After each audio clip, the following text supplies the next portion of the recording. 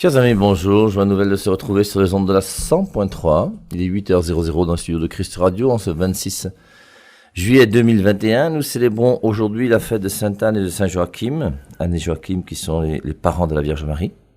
Alors une fois de plus, vous voyez, j'insiste pour montrer que... Comment sait-on que les parents de Marie s'appellent Anne et Joachim? C'est pas grâce à la Bible. Et il y a des choses qui sont révélées, qui font partie de notre révélation et qui ne sont pas bibliques, une fois de plus. Anne et Joachim, on n'en parle pas dans les Saintes Écritures. Mais on sait, grâce à la tradition orale, que les parents de Marie s'appelaient Anne et Joachim. Sur ces paroles, nous avons la chance dans le studio d'avoir un jeune frère qui a été ordonné prêtre... quand ça? Le 26 juin. Ouais, il est troublé, oui. Le 26 juin. Bien, ça fait exactement un mois qu'il est jeune prêtre. Il est camerounais, il est frère de Saint-Jean. Et la meilleure des choses à faire, eh bien, c'est que lui-même se présente et nous dise qui il est. Et on sera avec lui donc ce matin à 8h ainsi qu'à 10h30. Mon frère, nous sommes ensemble. Tu as la parole. Cher ami auditeur, bonjour. Je suis frère Benoît Kizito. J'ai été ordonné le 26 juin 2021 à Saint-Joda en France. Et bon, qui suis-je? Donc, je suis un fruit de la caravane de Christade. J'ai découvert ma vocation en 2006 lors d'un passage du Père Ave Maria à Saint-Ménima. Et c'est de là qu'est partie un peu ma vie de travers et que je suis devenu frère de Saint-Jean à partir de 2009. Donc, ce matin, je voudrais partager avec vous l'appel de Dieu pour moi.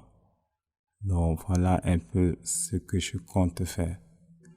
Donc, pour commencer, je voudrais tout simplement dire, souvent quand on parle de vocation, quand on parle de l'appel de Dieu, on se dit, bon, celui-là, il est né des parents chrétiens et ensuite le Seigneur l'a appelé dès le sein de sa mère, comme pour Jérémie ou bien pour Jean-Baptiste. Moi, ça n'a pas été le cas. J'ai été baptisé à 22 ans par là. Je n'avais pas encore 22 ans, mais j'étendais vers là. Et grâce à une fille que j'aimais beaucoup, par qui elle m'a, beaucoup encouragé à demander le baptême. Quelque chose que j'ai fait parce que j'aimais cette fille, pas parce que j'aimais Jésus. Et c'est par elle que le Seigneur est passé pour me révéler qu'il m'appelait. Donc, il m'a d'abord révélé qu'il m'appelait à la sainteté par le baptême, qui n'a pas été facile durant les temps de formation.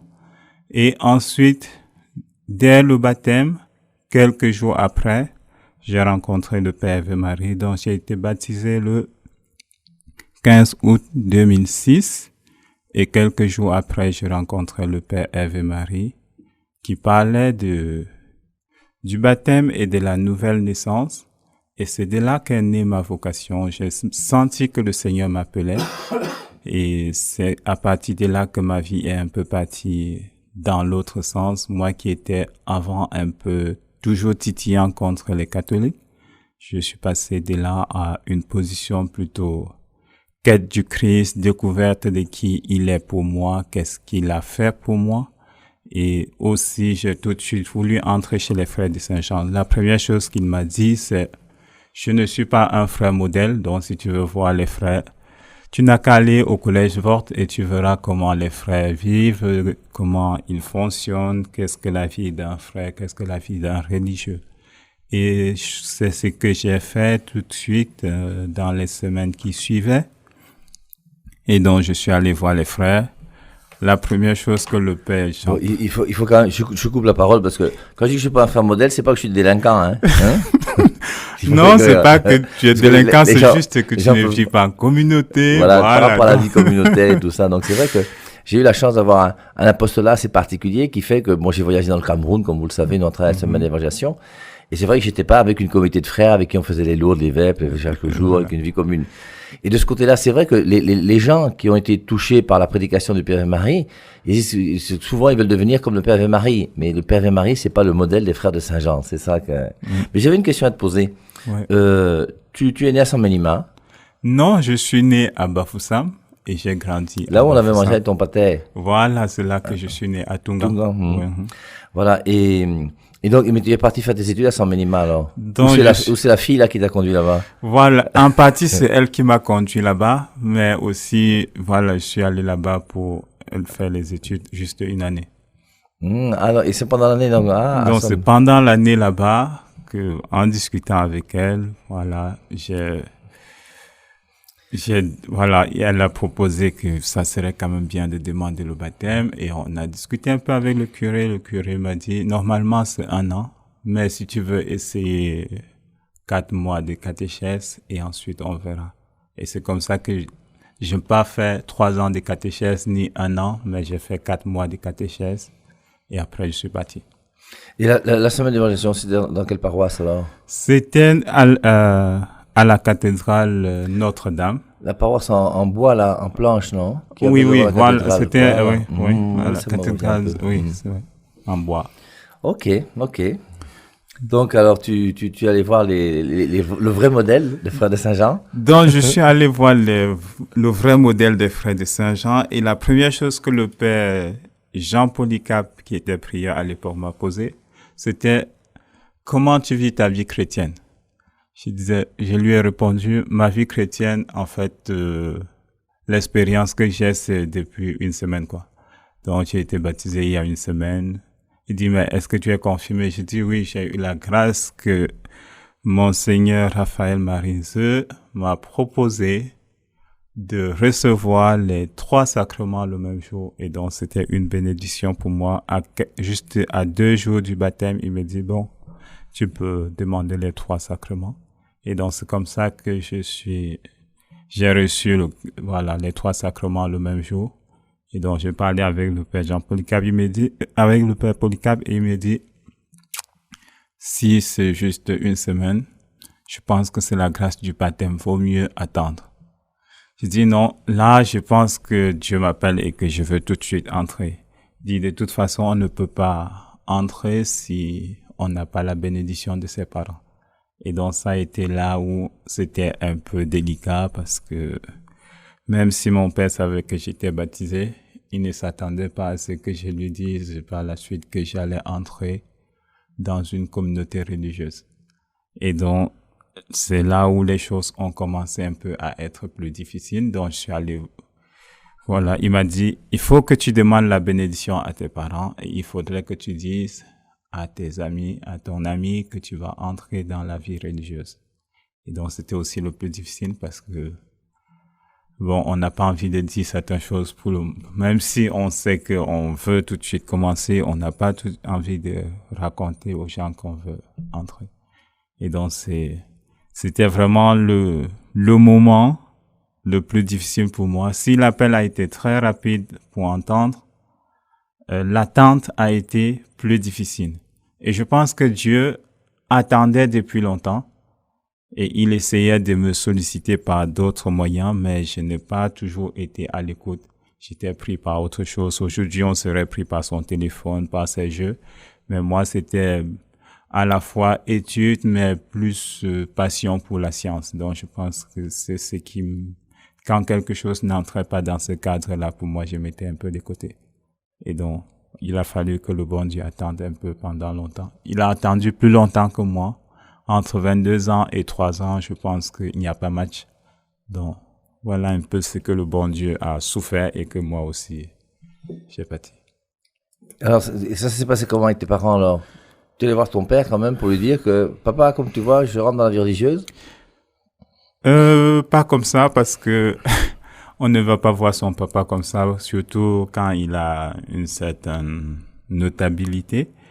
Et donc, la première chose, bon, c'était, face à la réponse des frères, c'était de dire, bon, on va essayer de voir comment on va faire. Sauf que, entre-temps, mon père apprend que je suis en train de marcher avec des trucs réveillés, de n'importe quoi. Donc, et il m'appelle, il me demande, il faut que je te voie pour qu'on en parle, il faut que tu viennes me dire ce que tu fais.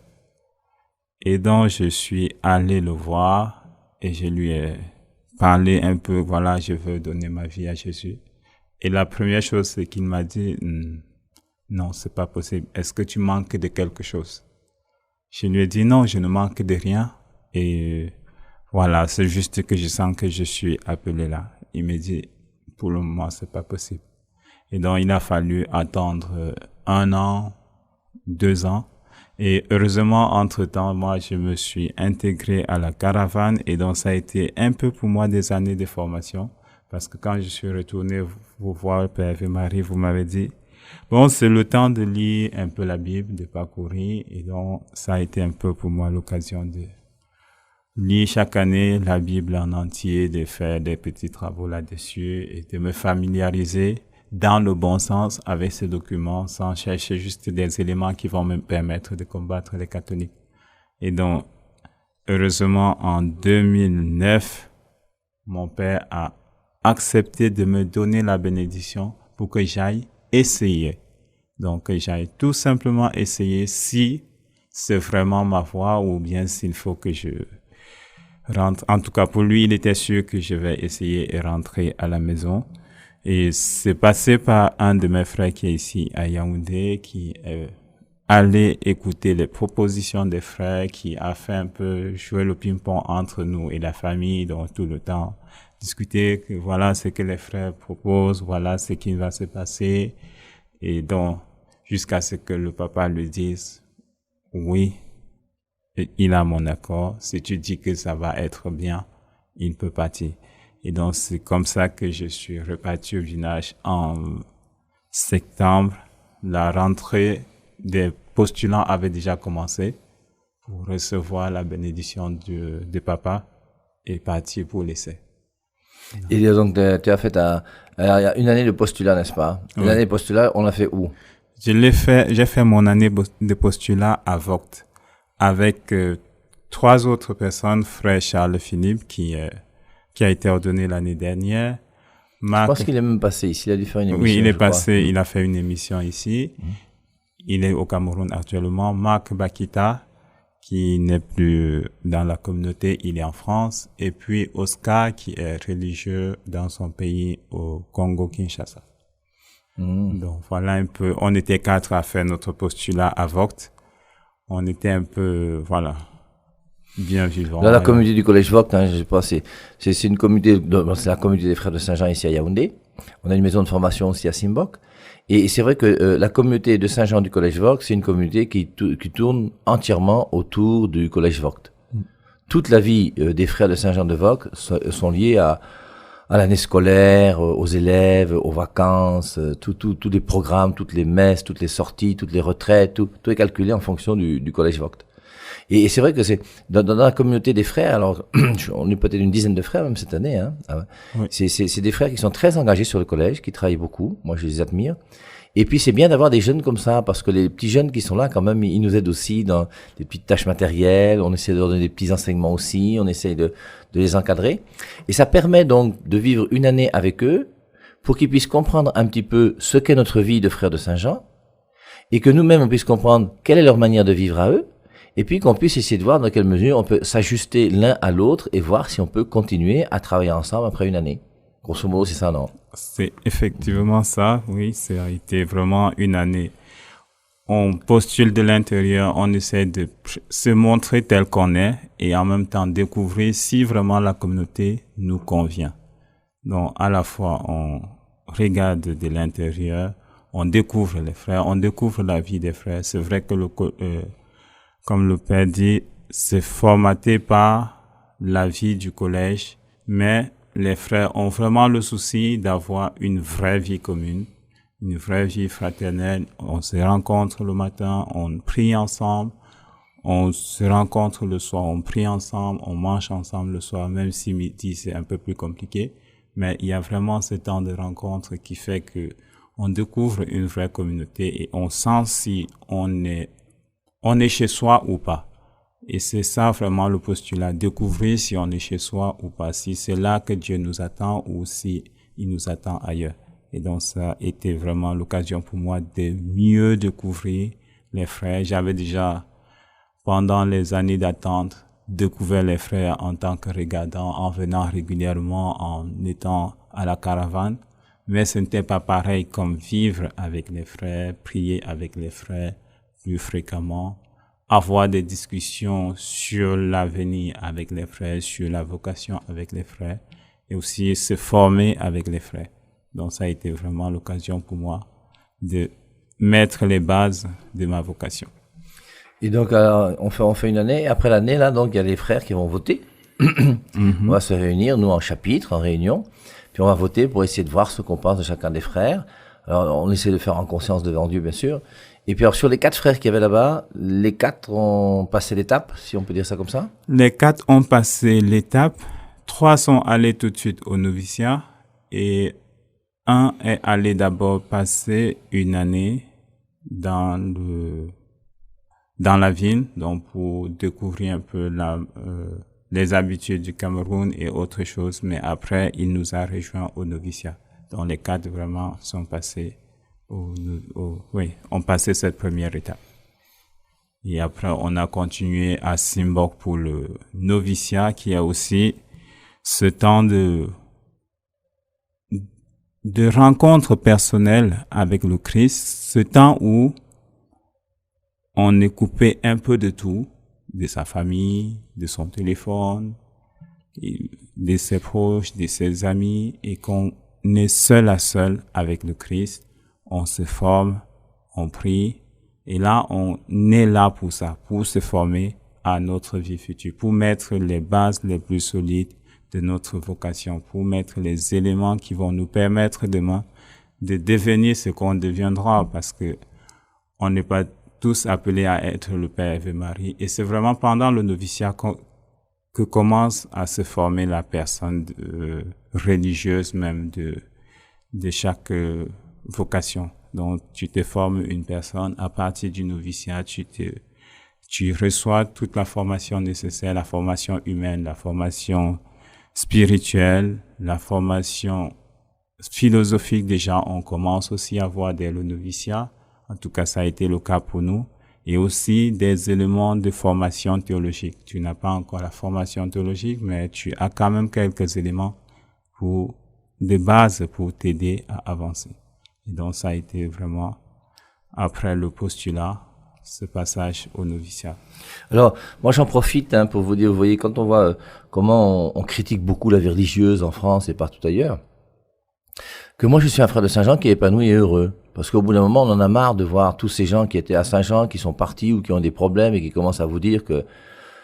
j'avoue que moi, mes années de formation ont été des années vraiment très belles. Et j'ai une admiration profonde pour notre père fondateur, le père Marie-Dominique Philippe, qui a reçu quelques casquettes quand même sur la tête, là. Certainement qu'il a dû dégamer un peu parce qu'il doit être pêcheur comme tout le monde. Mais il nous a donné une formation philosophique, théologique, une autonomie intellectuelle. Et lui-même, il était, dans sa manière de vivre, un témoin vraiment de l'évangile de Jésus-Christ. Moi, j'ai un souvenir de cet homme qui est l'homme qui m'a le plus marqué sur la terre. J'ai beaucoup aimé mon père. Le père Marie-Dominique Philippe, quand même, c'était quand même comme moi quelqu'un pour qui j'ai une admiration qui sera éternelle. Ça, Et c'est vrai que c'est très facile, vous voyez, de critiquer. Quand je suis rentré comme toi, moi, c'était en France, bien sûr, en 1982, pour entrer dans la vie religieuse, on nous demande de ne pas écrire à nos parents. On ne regarde plus la télévision. Mais c'est ce que j'ai voulu, et moi-même, c'est ce que j'ai fait, et j'étais heureux de le faire. Alors tu dis ça maintenant, en dehors du contexte de la vie religieuse, on dit, regardez, ce sont des sectaires, ils vous empêchent et vous coupent de votre famille. Non, c'est que nous avons choisi un autre genre de vie. Et le genre de vie que nous avons choisi, si nous voulons entrer dedans, on ne peut pas entrer dedans en ayant un pied dehors et un pied dedans. Et forcément, vous voyez, je sais pas, il est entré, il avait 25 ans. 25 ans. Moi, je suis entré dans la vie religieuse, c'était en 1982, j'avais 21 ans. Mais on est plein de vie, on est plein d'énergie, on n'a qu'un seul désir, c'est de donner tout à Dieu et de tout brûler pour Dieu. Si on m'avait dit que première affectation, on t'a affecté sur la Lune, mais je serais parti sur la Lune. On m'aurait affecté en Chine, je serais parti en Chine, j'aurais appris le chinois. Aujourd'hui, si on me demande de partir en Chine, ça va être plus compliqué, parce qu'on déracine pas des vieux arbres. Mais quand tu es encore en pleine forme, là, et tu veux vraiment entrer dans ce nouvel genre de vie, et c'est très beau. Moi, j'avoue que j'ai eu beaucoup de chance de pouvoir faire ma formation d'abord à Rimont, puis à Saint-Jean-d'Arc, dans la maison où tu as été ordonné prêtre. Et vraiment, alors c'est vrai que ça implique un autre genre de vie. Et on comprend qu'une fois qu'il va arriver à Simbok, alors, il est chez les frères de Saint-Jean au collège Vogt, il est regardant. après avoir été regardant et qu'on a voté pour toi, tu deviens quoi? Postulant? Donc, tu es regardant avant d'arriver à vote. Quand tu arrives à vote, tu es postulant. Donc, Et après voilà, le postulat, on vote pour toi pour aller au noviciat. Et donc, au noviciat, les 2 premiers mois, on décide de ton entrée en communauté. Ensuite, quand tu entres en communauté... Donc, et l'entrée en communauté, moi, j'avais été touché, c'était en 1982, c'est notre père fondateur, qui est un dominicain, un théologien, le gars avait déjà peut-être 60 ans, hein. Il se met à genoux devant toi, il te lave les pieds. C'est la première fois que quelqu'un d'autre quelqu'un me lavait les pieds. Et surtout, notre père fondateur en plus. Et on te donne une médaille de la Vierge Marie, une grosse... Et là, donc, c'est la première étape, c'est maintenant, tu entres dans la communauté. Alors, on te donne une place dans le chœur, pour que à l'église, tu aies une place avec les frères et non pas avec le public. Tu commences à avoir une chambre à l'intérieur même de la clôture des frères. Et c'est comme ça, dans ce qu'on appelle l'entrée en communauté. Voilà. Et donc, voilà, tu fais partie à part entière de la communauté, tu as tous tes droits, tu t'exprimes comme tu veux, voilà. Et puis, tu commences les cours au noviciat. Et puis, bon, au bout de 6 à 9 mois, on décide si tu fais la prise d'habit ou pas. Et donc, c'est à la prise d'habit que tu reçois un nom, comme le dit l'Apocalypse, que nul autre ne connaît sinon celui qui la reçoit. Même si c'est ton ancien nom, en tout cas, ce jour-là, tu la reçois. Mais pour moi, ce n'était pas mon ancien nom.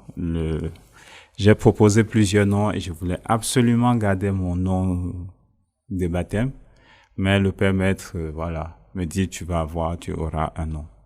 Et donc, il m'a donné le nom de Benoît Kizito. Et je rends grâce pour ce nom parce que je découvre de jour en jour mes 2 saints patrons, Saint Benoît et Saint Kizito, qui sont pour moi à la fois des modèles, mais des personnes à qui je me sens protégé par eux, je me sens porté par eux, et je pense qu'on a un lien personnel avec ces saints qui sont déjà au ciel.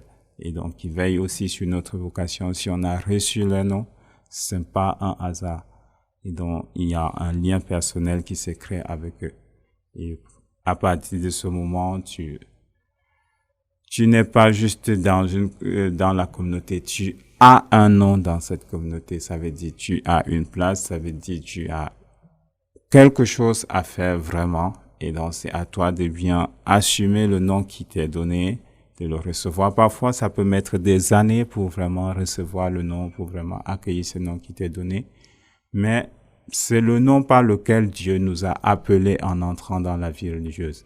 Maintenant, je sais que le Seigneur m'appelle Benoît Kizito. C'est le nom qu'il a choisi pour m'appeler à partir du moment où j'ai reçu cet habit, à partir du moment où j'ai reçu cette vocation de marcher à la suite des frères de Saint-Jean. Et donc, comme un peu pour la Vierge Marie, au moment où l'ange apparaît, il lui appelle « Tu es bénie, comblée de grâce ». Elle est la comblée de grâce aux yeux du Seigneur. Elle s'appelait Marie. L'ange n'oublie pas ça, mais le nom avec lequel Dieu l'appelle, c'est comblée de grâce. Et donc, c'est un peu ça le nom de chacun au moment où Dieu nous donne une vocation. Tu as un nouveau nom, tu as un nouveau truc à faire, tu as une fonction, un service à accomplir à travers ce nom que Dieu te donne. Et c'est si on peut dire, deuxième étape dans notre formation, si on ne prend pas en compte le postulat. Donc, il y a l'entrée en communauté et vraiment la prise d'habit avec le nouveau nom qui nous est donné. Et après 1 an, il y a le vote pour savoir si on prononce ses premiers vœux ou pas. Et les vœux là, c'est quoi?